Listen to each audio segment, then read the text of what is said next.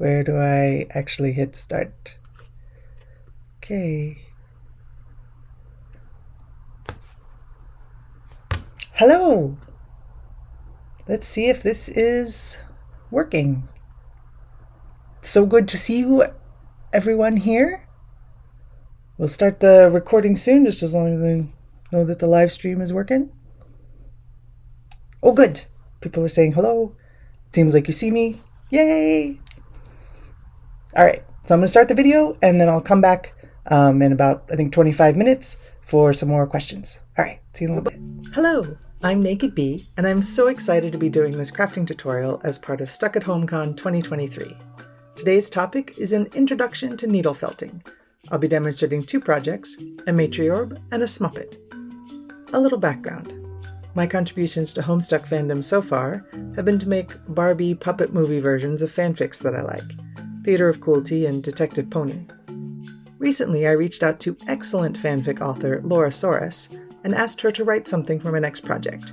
She wrote a hilarious script, and eventually I'll finish filming it and you'll all get to enjoy the Dirk Jake-centric musical extravaganza that is The Smuppet Show. As one might suspect from the title, The Smuppet Show has a lot of fuzzy plush characters, and I decided to learn needle felting in order to make a bunch of tiny Barbie-scale puppets. It was a really fun and easy craft, so now I'm going to try to pass along what I've learned in the past year. This pre-recorded tutorial segment should take about 20 minutes, so we should have time for questions at the end. Feel free to put your questions in the chat as we go, and I'll round them up and address them all at the end. First, the matriorb. I picked this as a good place to start to get the hand-eye coordination of needle felting down. I'll go really slowly and include a lot of detail in this section, so folks can be sure to get the basics down, then we'll speed up for the second project, the Smuppet. Materials and tools. Some wool, a felting needle, a felting pad, and scissors. That's what you need for the matriorb. Where do you buy this stuff? Well, I got started by ordering the Needle Felting Starter Kit from WoolBuddy. They seem very cool, and I've ordered from them a couple times. Needle felting also seems to be quite popular at the moment, so your local craft supply store might have supplies, although I've had more success finding things online than in person. And your local library might have some instructional books. Mine did, and they were very helpful to get an idea of how to level up once I'd gotten started. For the wool, you'll need about an ounce. For the matriorb, the canon colors are gray for the ball, plus shades of orange for the candy corn horns, but you can go with your heart on this one and make it out of whatever colors you like or whatever you have on hand. Look at the wool. Wool comes in all sorts of forms, from fresh off the sheep to something that's been carded and cleaned and mixed and everything in between. When I was starting out, I bought wool from a couple of different sellers, and one of them was acting weird, but I couldn't figure out why. It all looked the same to me. I did a bit of reading and I tried mixing the weird wool, and then it behaved like I expected. Turns out everyone else had already mixed the wool for me. So that's a troubleshooting trick to try if you run into that same issue. Mixing is just pulling it apart and pulling it apart and pulling it apart like this until it's all more mixed up.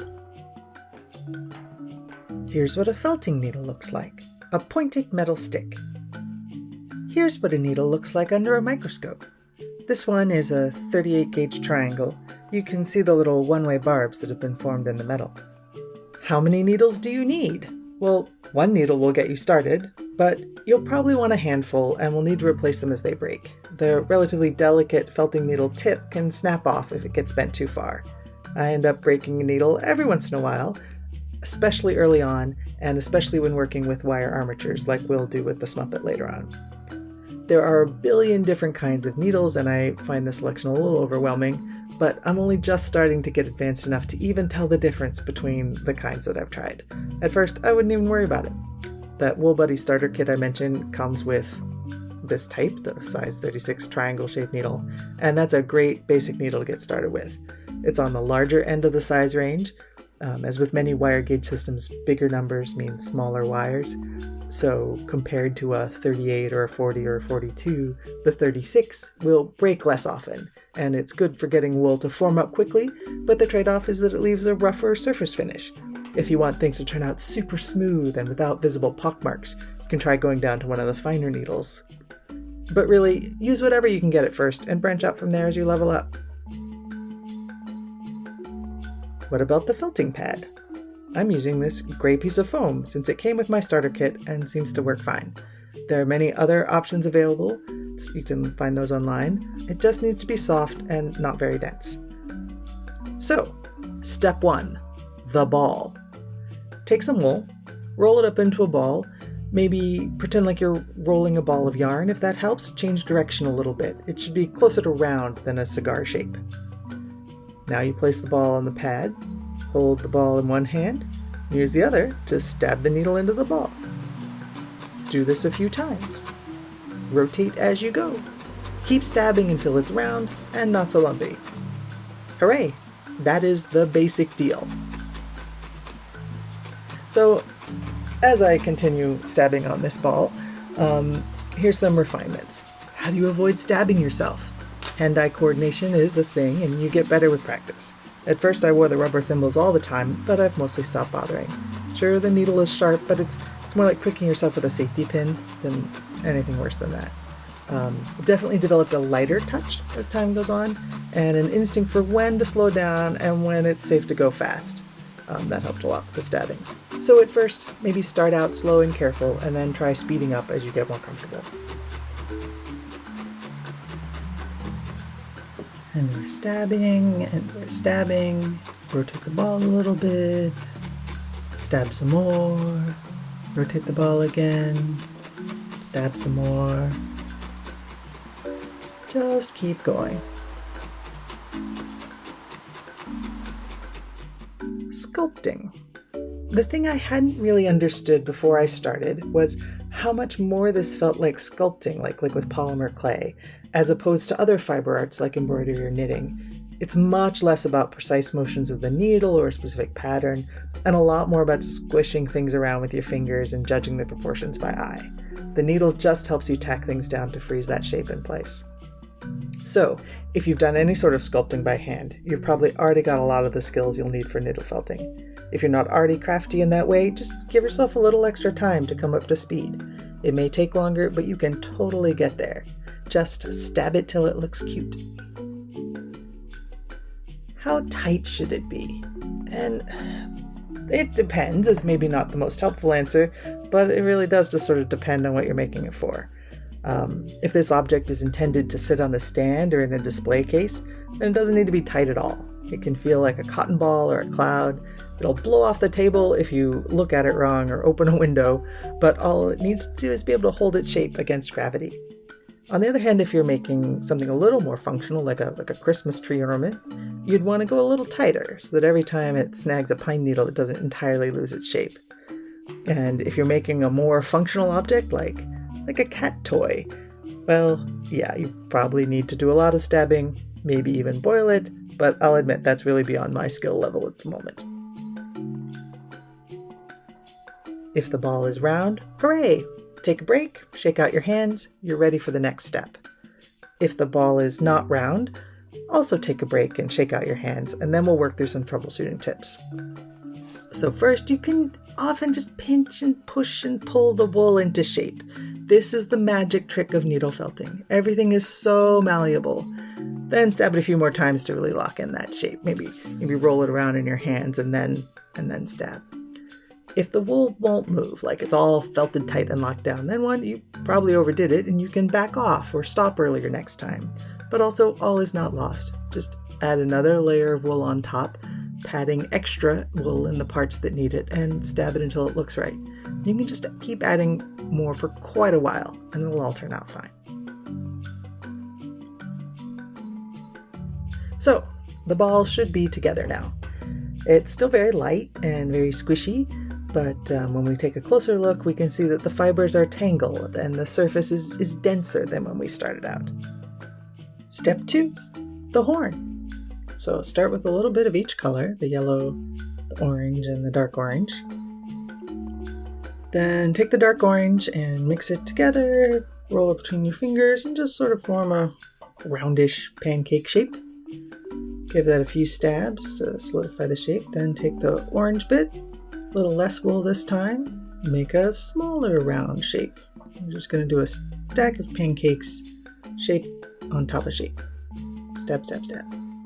As you can see, I'm sort of guiding it around so I can still see the darker orange around the base, and the medium orange is just a bit in the middle. Now we get a little yellow, just a tiny little bit right for the tip. Roll that up between your fingers and stab that little ball on top of the stack. So now I have a tower of 3 colors, and I'm just going to pinch them into the horn shape. Keep them from being so flat. Stab, stab, stab, keep attaching. Make sure to rotate quite often. Rotate, stab, just trying to connect the colors, make a cone. Stab, stab, stab, rotate some more, stab, stab, stab. Keep rotating, keep stabbing, especially focusing on the joins between the colors to get those well connected.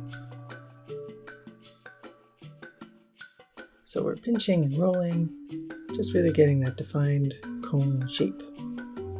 Flare out the base, stab, stab, stab. Now just check how the size is coming along, compare it against the ball, that looks good. Alright, let's keep cleaning up, firming everything up. Stab, rotate, stab, over and over again, till it looks like you want it to look.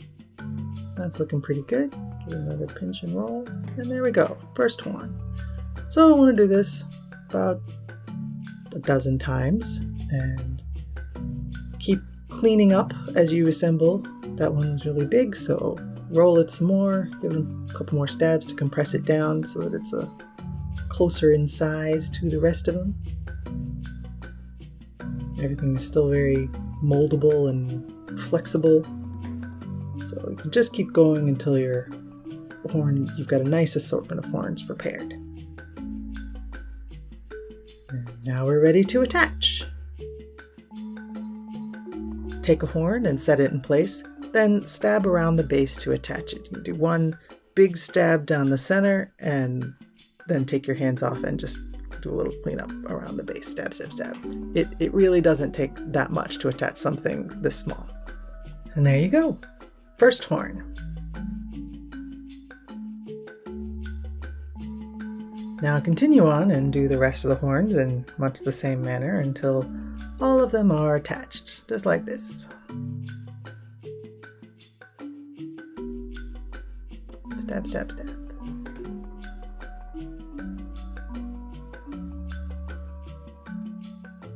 Alright, if you've got a horn that came out really weird, you can just start over. If you really hate it, just pull the horn off, patch over, and start again. You can also use scissors to shape the tip. This is especially good for troll horns.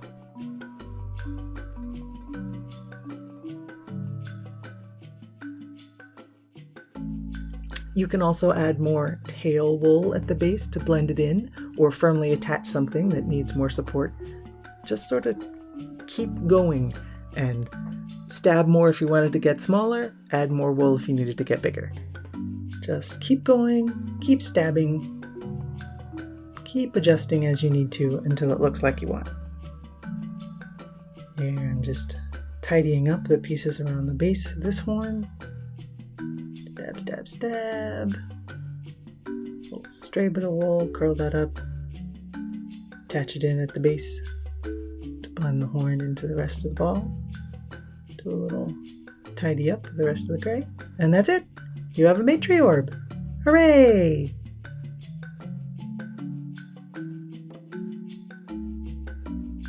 Call you a rogue of void, the way you basically just conjured that shape from nothing.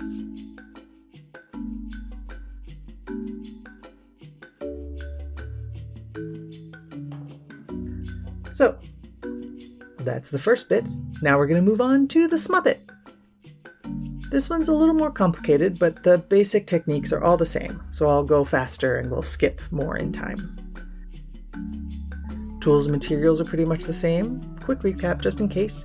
Materials, wool. For the Smuppet, 1 ounce of one color is probably enough.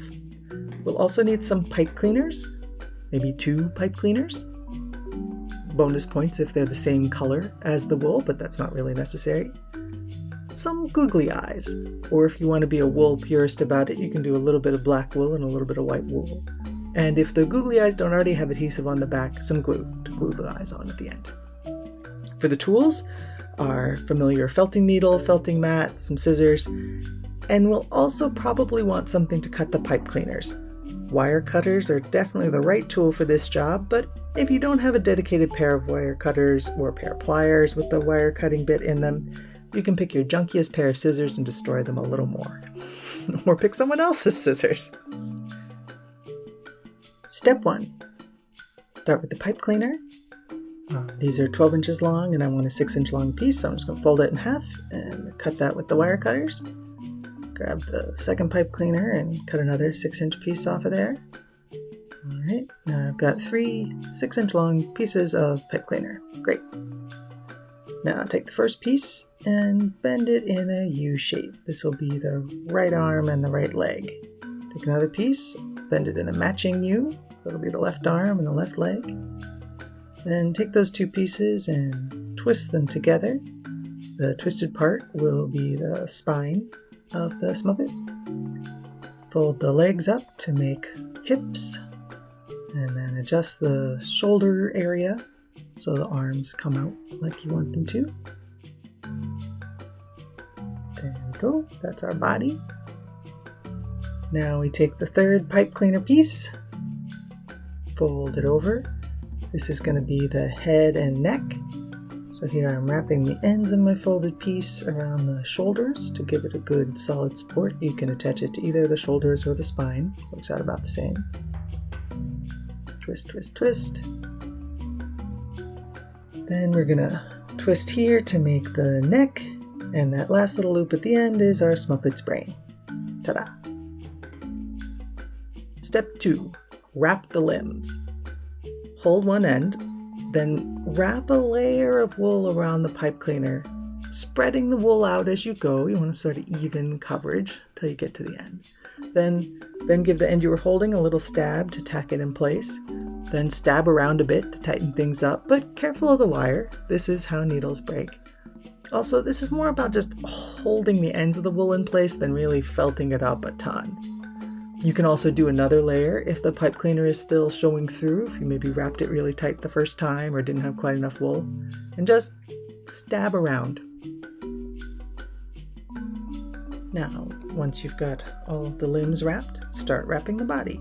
Take a bigger chunk of wool and just sort of wrap it around to build up some bulk all around the spine.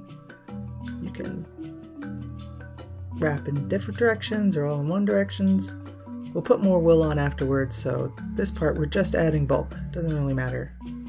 Once you've got the wool wrapped, start stabbing. Just trying to gently shape, but don't worry too much about the details. We're just trying to get some wool on the body, and we'll do more fine shaping later. So now we're going to go into 6 times speed, just so that we don't have to watch the rest of this forming in real time. But it's just a lot of stabbing, a lot of rotating, just like we did with the matriorb ball, except this time we're not aiming for round, we're aiming for the Smuppet shape. Don't worry if it doesn't look like a Smuppet now, it's not supposed to, but as you can see I'm starting to pinch up on the rump to pinch in at the waist, and that's the body. Step 4, the head. Take a big bunch of wool and form it up into half a ball. Stick that on the pipe cleaner and wrap it around. Trying to make a basically round head anchored to the pipe cleaner brain. So just keep stabbing. Stab, stab, stab. Push it over. You're trying to get a mostly spherical shape. Another option is to form the ball off the head, then cut a little slit at the bottom and jam it down and attach it later. Both of those work. Alright, so we got a head. Step 5. Curl over the little ends of the pipe cleaners to make hands and feet, just like that. Then you can move the wool around and stab it to cover the joint.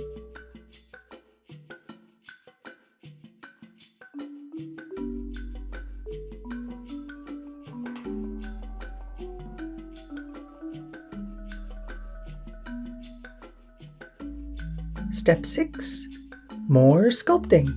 Just keep stabbing, but this time with an emphasis on forming the body shape closer to how you want it to be in the end. So I've been doing the neck, now I'm doing the waist, pinching that in, stabbing it to tack it in place. More around the shoulders.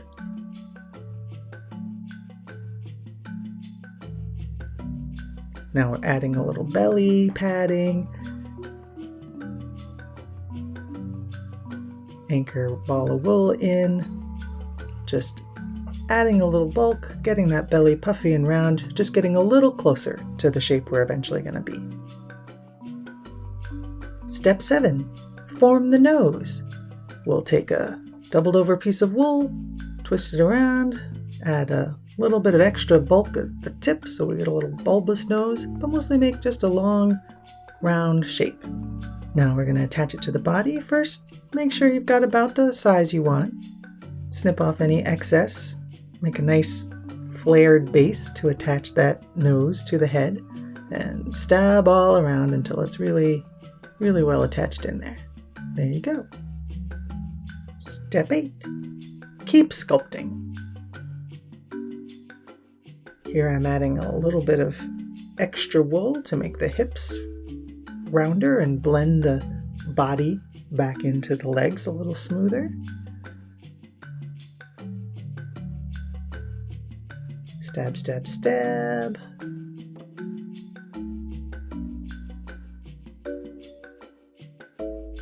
Stab, stab, stab. Just spend as long as you need on this step, adding bits of wool, sculpting the body shape more and more.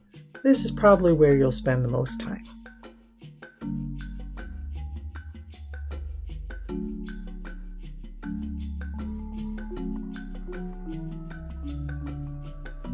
All right, looks like we're ready for step 9.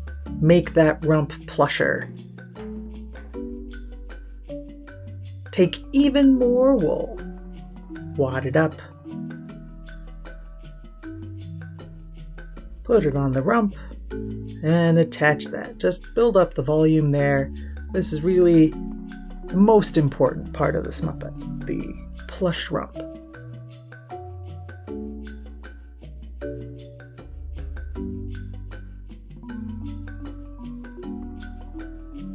Also, you can stab a line down the center to really define the cheeks. Just keep stabbing rather than all random all over in quite a tight line just down the center, and that'll help define. Also, make sure you've blended the cheeks around the edge. Add wool, puff out those hips. We really want a plush rump. Feel free to spend a lot of time getting the details of this just exactly right.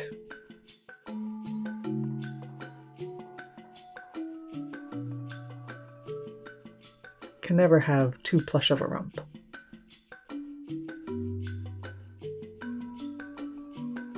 All right, looking pretty good. Step 10, googly eyes. Figure out where you want them to go. You can change a lot about a Smuppet's expression, depending on whether they're closer or farther away. Just add pretty close to the nose. Then get the glue. Put a little drop of glue on the back of the googly eye, trying to not get it all over your fingers like I did. Just press the eye in place. Now I do the other one. Another drop of glue on the back of the eye. And then this is the tough part. Make sure you get the eyes a little symmetrical. Just look at it from several different angles and make sure you got the right place before you press that down. All right, should dry pretty quickly. There you go.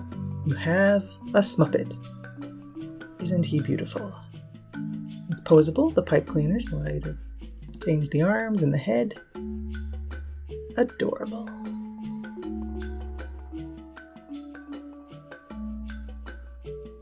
Now that you know how to make a Smuppet, you can make one in every color. Now it's time for questions.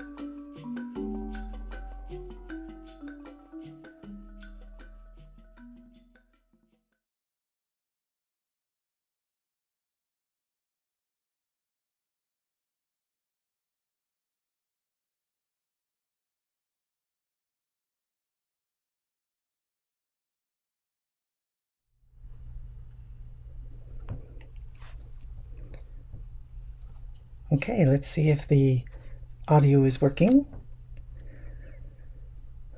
Hopefully it is.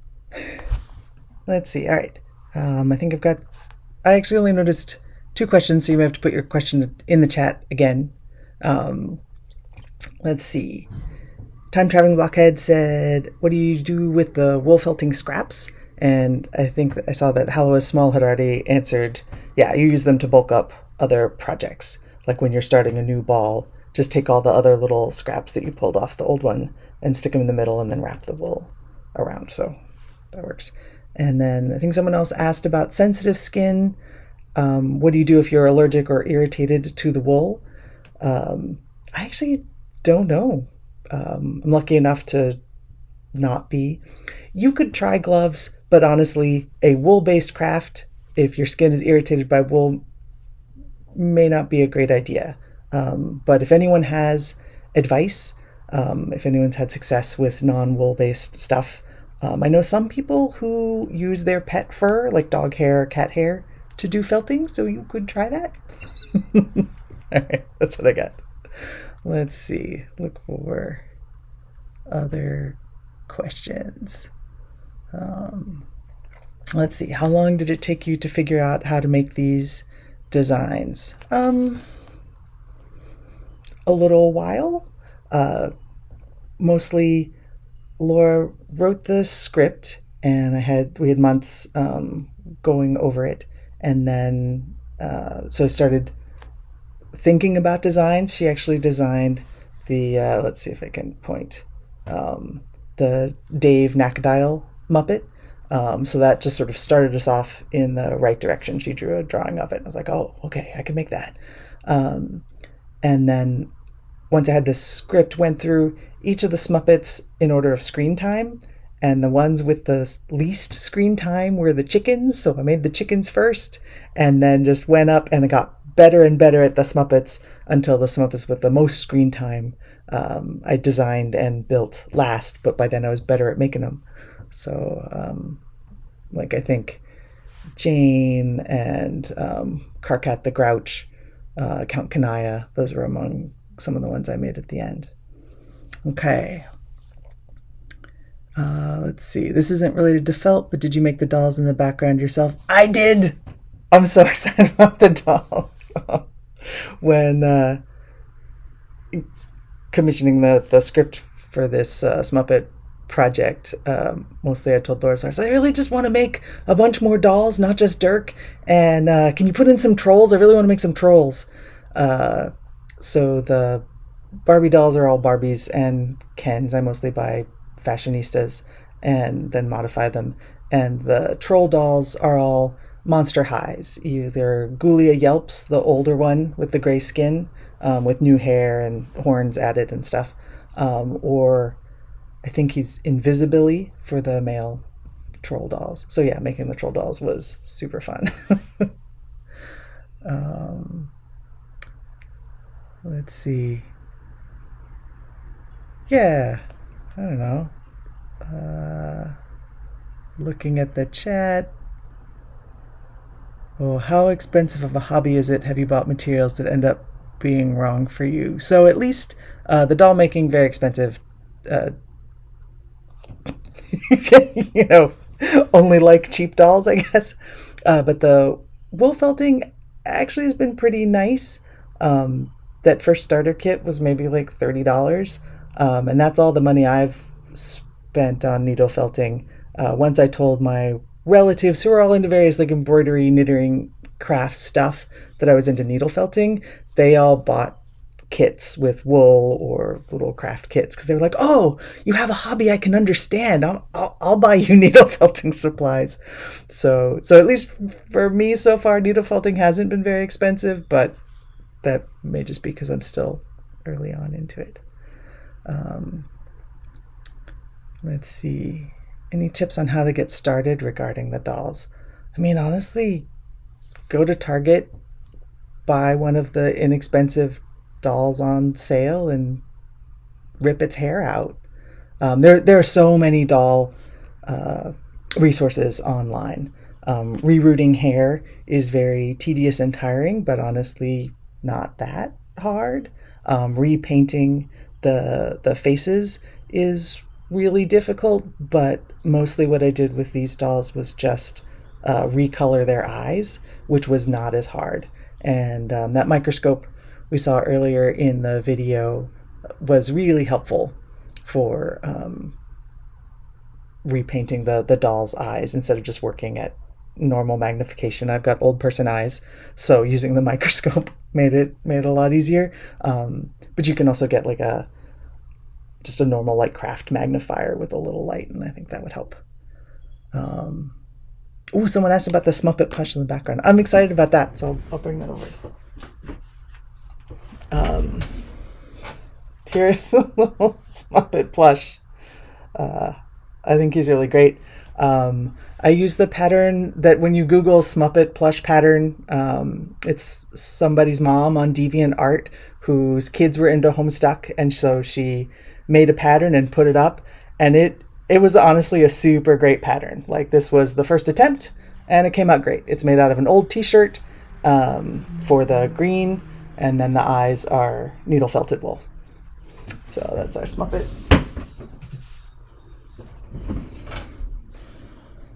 Let's see. How long will the new series be by your estimate? So it'll be a feature-length movie. I think it's clocking in at about 87 minutes right now. It's all the dialogue is done. The video is 80% done. And the music, we're still working on. It's going to be a full musical number, so I don't know how long it'll take to complete, but yeah, it'll be movie length when it's out. Let's see. Can you use a different kind of yarn for needle felting that isn't wool, such as brushed out yarn that just about has the same consistency? So I don't know, and I haven't tried. I bet you could. There is something about natural fibers and wool that, like, microscopically at a much higher magnification than the microscope I have, apparently the shaft of the hair fiber has little barbs, and that's what helps it stick and tangle together permanently. So when you put a wool sweater in hot water in the washing machine and it shrinks and is permanently felted together, like, that's apparently a process that only happens with natural hair fibers and won't happen with acrylic.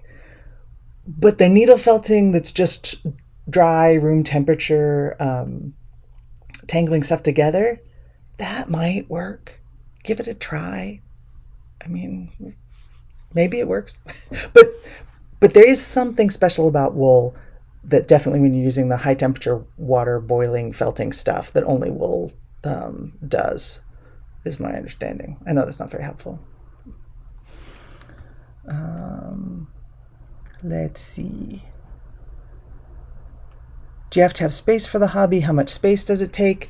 Not really. So needle felting is a really nice tiny space hobby. In the video I have that little blue cutting mat that I work on, and that's my workspace. I have one little container that holds the felt pads and the needles and stuff, and then those two binders full of wool. So I would say it is a hobby that can take up about this much space. On the other hand, filmmaking and doll collecting, those definitely need more space. So needle felting is compatible with the small space lifestyle.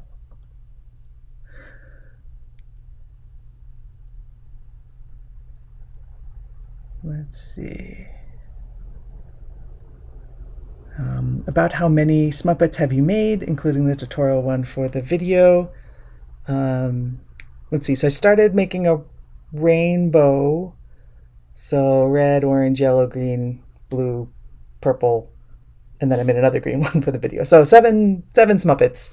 And then the other Muppets that you can see in the background. And let's see. Is that a dog tier, Jade, to your left?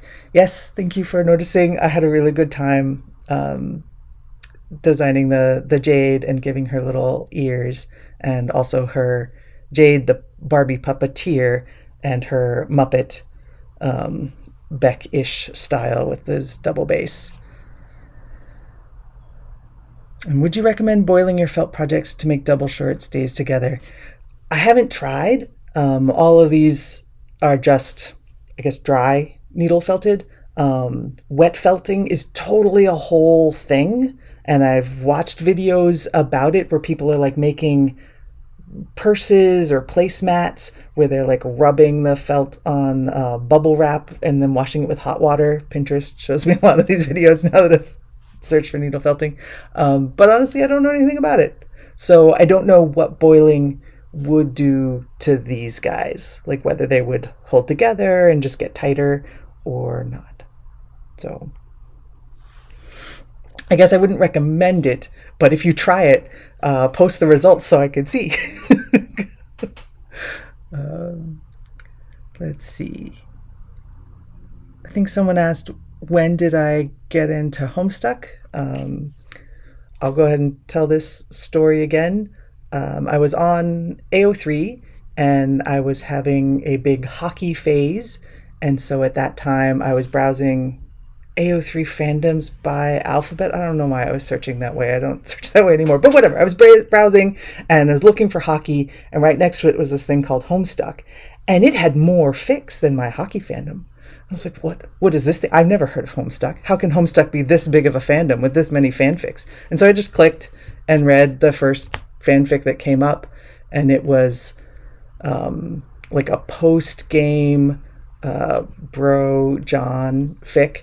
And I was like, I have no idea what all these words are, what's a Sylladex, but this sounds amazing. And so I read a whole bunch of Homestuck fanfic and thought, oh, this is great. It seems like it's some kind of video game. And I Googled Homestuck and I was like, oh yes, it's a video game. I don't play a lot of video games, so I'll just ignore that. And it took like a good 6 months before I finally figured out it was a webcomic and I could just read it. And then I read Homestuck and was really excited about it.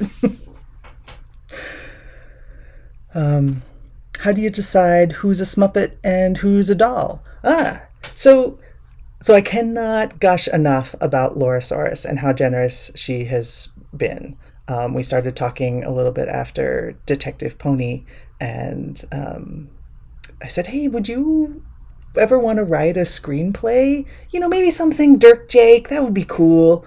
And she's like, sure. So she, I was like, oh, maybe something in the Regency era, like a romance.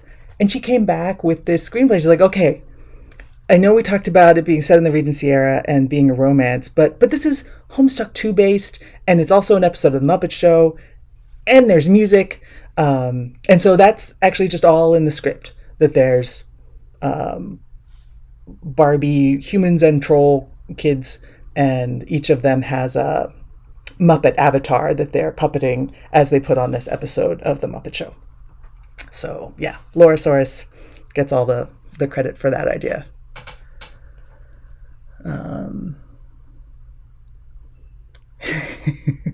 Yeah. And let's see. Loving all the designs in the background, like Jake in the Cairo overcoat. Yeah.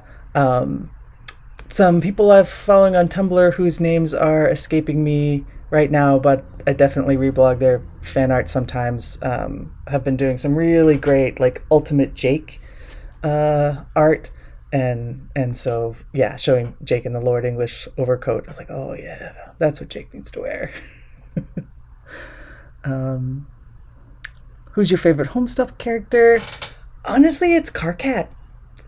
He's my favorite. I just like him. But I think in terms of like creating works about, Dirk is easier for me to think about or think like, I don't know. He's broken in really interesting ways, and so that makes him more fun to play with. Well, whereas my opinion on Carcat is he's just perfect. Nothing needs to change. I just want to rotate him slowly in my mind and be like, yeah, he's great. Whereas Dirk, there's more like pushing and prodding at the seams. I'm like, this doesn't make any sense. How can I make it make sense? How can I make this interesting? Do I still read Homestuck fan fiction on AO3? Do you read MSPFAs. I haven't read any MSPFAs. I keep meaning to, and then not actually getting around to it. The showcase last night, the SAHCon Friday night showcase, was super inspiring, so I'm going to try to check some of those out. I read Homestuck fanfiction on AO3 sometimes, but I am a real fanish butterfly, although like most of my fan work output has been Homestuck. Reading wise, it changes every month. This month is Real Transformers. I'm all about Optimus Prime and Megatron right now. Before that, it was Scum Villain Self-Saving System, a Chinese novel. So that just changes, go through phases. Let's see. Scroll. Oh yeah, shout out to Poison Ivy. I also thought Homestuck was a kind of video series or something. I feel I felt so silly once I figured it out, but before I had figured it out, I just was like, what is this? I don't know. It must be some kid thing.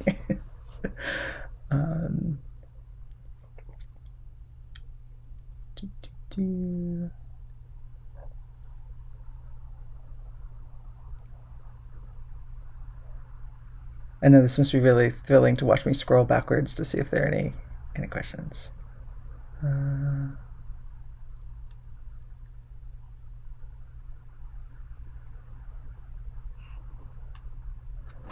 Let's see. Can you show us other dolls in the background?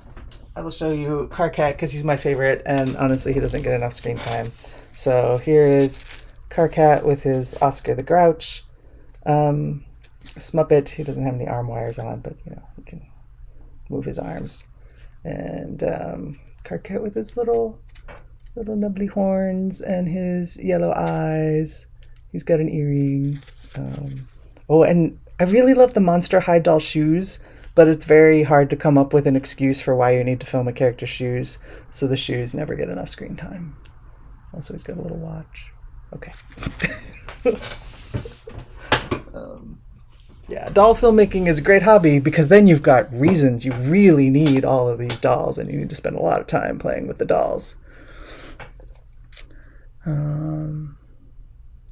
Let's see. Oh, yay! Shout out to the Kim Kitsuragi Shrine.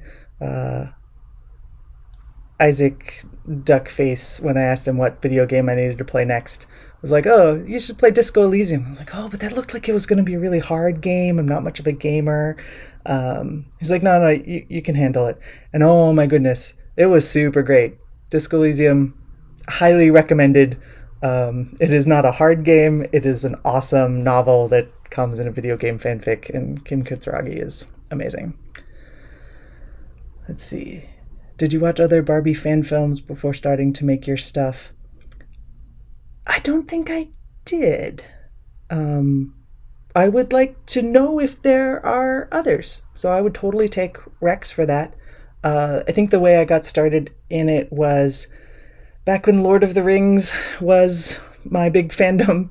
I was watching the extended edition special features, and Peter Jackson was saying that the way he planned out the scenes, I think specifically the like siege of Helm's Deep, he had all these little army guys and he had a little camera and was practicing the camera moves through the army guys. I was like, oh, I want to be a filmmaker. This is clearly how you get started as a filmmaker, is take all the Barbies I have from childhood and film them. And I think that's actually how I got started. I've seen like some of the robot chicken stuff and a couple of other random Barbie things that YouTube has recommended, but those were all more on the like parody, like haha, it's a Barbie, rather than just Barbie are the actors we happen to be using to make these things. So yeah, I'm interested if people have recs for other Barbie stuff. Let's see. Oh, Lego fan films. Yeah, I've definitely seen some of those. And that's the right vibe, right? The Lego stuff that I've seen, they're like, well, Lego is very flexible. Let's use it to tell a story. I've seen some good Lego stuff. And let's see. How are we doing on time? Okay, we still got plenty of time.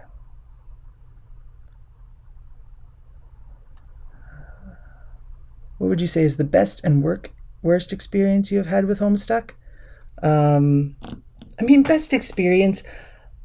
So I've been in fandom since Lord of the Rings in the early 2000s. And Homestuck has been really great because while it's not my first fandom, I have been really pleased to see the kind of creative work that's coming out of it.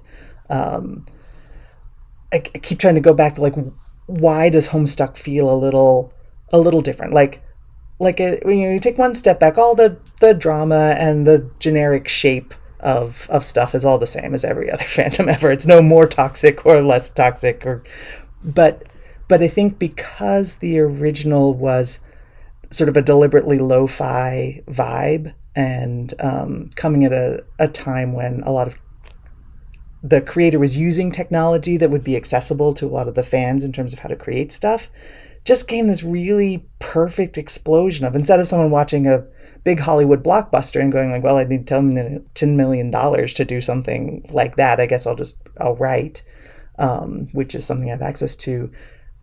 I've just been blown away with Homestuck. There are people who do full animations. There are people who do full music albums. There are people who do voice acting. There's people who do just intricate artwork, or maybe with a little GIF, or maybe with a little music. And people are really free just combining and recombining. It also helps that it's a huge fandom, right? People are super creative. And while I also love my tiny Jeeves and Wooster fandom, there's not that many of us. I haven't seen the same explosion of artwork, but because there's so many people who are interested in Homestuck bouncing off of each other, it's just produced some amazing work. So that's definitely the best Homestuck experience. Worst Homestuck experience, trying to explain what I'm spending so much time on to random coworkers. I just got a new job recently and they're like, so, what have you been doing?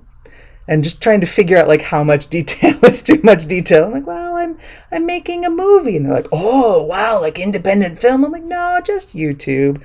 Oh, do you have millions of followers? No, not really. But it's fun. And that's been hard, right? You're like, it's a comic book is the explanation, but just that since it's not as popular as Lord of the Rings or Barbie or something people have heard of, it's sometimes just having to choose that level of explanation. How much detail do you need? Are you I'm really into this comic book, or do you explain what a webcomic is? Or do you mention Homestuck and hope they're not just oh, I read Homestuck when I was 13. I was so dumb then. Yeah, anyway. So that's probably the worst thing, which I feel like I'm pretty lucky that that's the worst fandom drama, is just trying to explain it outside. Let's see.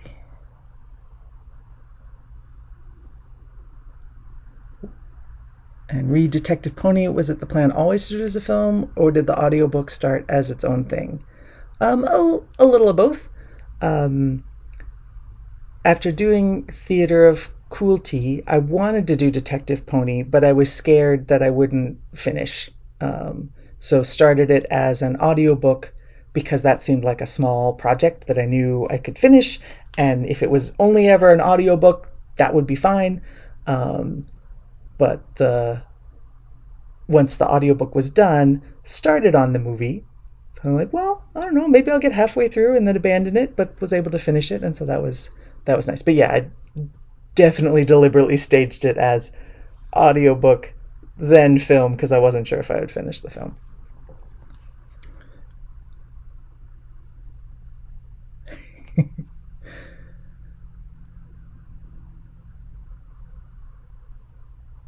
And will you be doing all of the voices yourself for the Smuppet show? No, I actually enlisted help. So I have two voice actor buddies who have done the other voices. I guess the concept is sort of Homestuck 2-ish, canon divergent from about halfway through Homestuck 2, where Dirk, Terezi, and Rosebot are on the ship. and it is the three of them who are making this little Barbie movie. So there's three voices. Got someone from Australia to do the Dirk voice, and he's been doing a really fantastic job. I'm excited to get to share more of the dialogue with you guys later. And a really awesome lady doing the Terezi voice. And sorry, that's wrong. I'm doing the Terezi voice. But I meant to say the Kanaya voice. Anyway, so that's how it's going so far.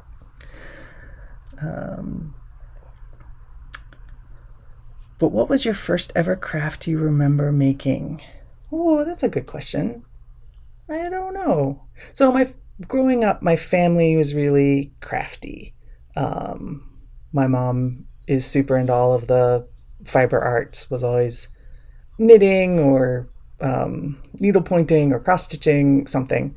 And my dad is really into, all those kinds of I think of as 1970s hippie crafts, leather working and blacksmithing and painting stuff, all psychedelic with spray paint cans. So it was really great growing up in a nerdy hippie family, because me and my brother as little kids would just do what our parents did, which was make stuff, and it didn't have to look perfect. It was just fun to make.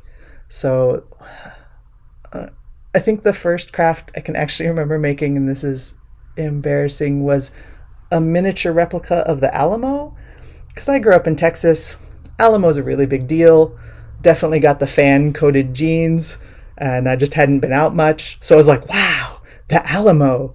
So I remember buying a tub of wood filler or wood spackle or something, and using it like clay to mold a tiny Alamo and sculpting all the little details of the front. I was really excited.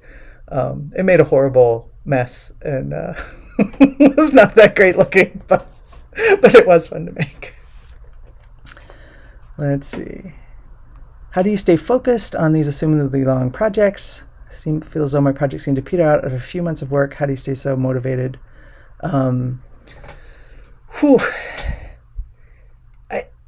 think I've been compared to a shark, stop swimming and you'll die.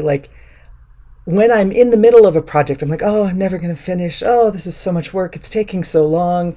And then when I finish a project, it's 48 hours later before I'm like, I've never done a craft ever in my life. And if I don't do something now, I'm going to explode. So that's not very helpful. I am a planner. I like making plans. And one of the things that I think has been helpful in terms of finishing projects is planning them to take a long time and planning a lot of rest in between and switching over to something else if the part I'm working on isn't fun. So having a really big project is nice because like on the needle felting, the Smuppets, I'd made a plan that yes, fuzzy Smuppets, I want to make needle felted things. Surely that can't be too hard of a craft. Let's figure it out. I made one needle felted thing and I thought it looked great. And then I made a second needle felted thing and I thought it looked really ugly. And then I didn't needle felt anything for 3 months. But that's when I did all the Barbie dolls because it was different. And when I was finally done with the Barbie dolls, I was like, let's try that needle felting thing again. And then the third needle felting thing I made looked fine and was not a problem. And I was so I think recognizing that you can get really burnt out on stuff if you just focus on one part of it all the time.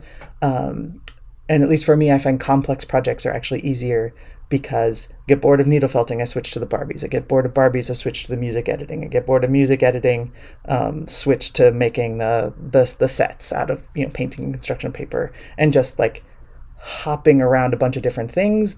But since they're all coming together to make a project, it seems like, oh, you worked so hard and for so long. It's like, oh, I felt like I jumped around in a bunch of different things. All right, so we are 5 minutes to the end of time, so I think I want to wrap up. Let me just scan the chat one more time. Yes, rest is really, really important for long-term projects. Okay. Thank you so much. I am so grateful that you guys wanted to watch this craft tutorial. You've really made my day, so thanks for showing up, and I hope you have a great time. Oh, one last thing. Shout out to the panels in the next time slot. In the next hour at SAHCon, I think we're doing Intro to Toon Boom storyboarding, which seems pretty cool, and Carcat goes to a project management seminar, which may have some advice for these complex projects.